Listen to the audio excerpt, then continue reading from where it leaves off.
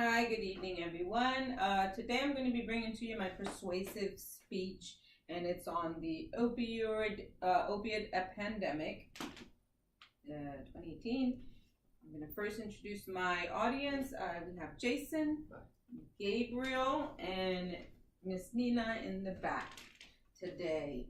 So we're here today to talk about the opiate epidemic, but before we start that, I'm going to give you a little paraphrase of Matthew 25:34, and it says that there is a kingdom being prepared for people who feed the hungry, give water to the thirsty, visit the sick, and even in the jails. And that's why we're talking about the sick people today. So there's a nationwide epidemic, and we need to address it. Nobody likes to talk about it, and I'm pretty sure if you go out to your car after work and you go into a city, visiting another city, anywhere, you see people loitering around, homeless looking, vagabond looking. Most likely they're on drugs. They're probably homeless too. And nobody says, I'm going to wake up today and be a drug addict. No, we need to address the problem because no one talks about it. It's kind of like you don't want to be a drug addict. Don't be embarrassed about it. And the reason why I see it a lot more is because I work in the medical field for 25 years, and I've seen them come in the office and want medication because they become addicted.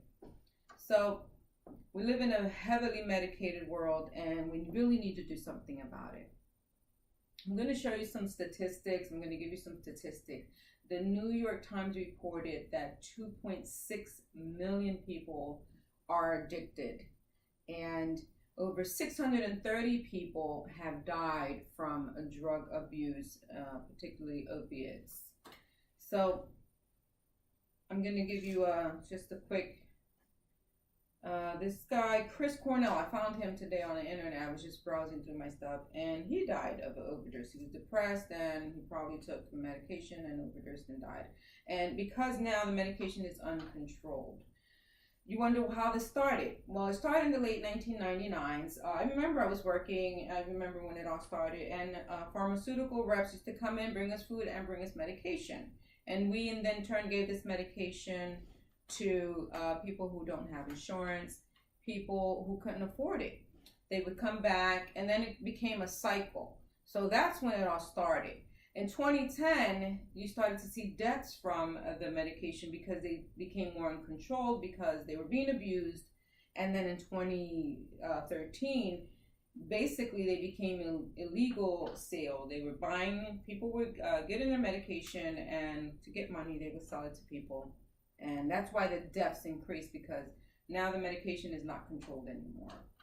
So moving on, we wonder, what can we do about it? How we can do something? Well, it doesn't, I think it's 21 days to 28 days rehab. That's not enough time.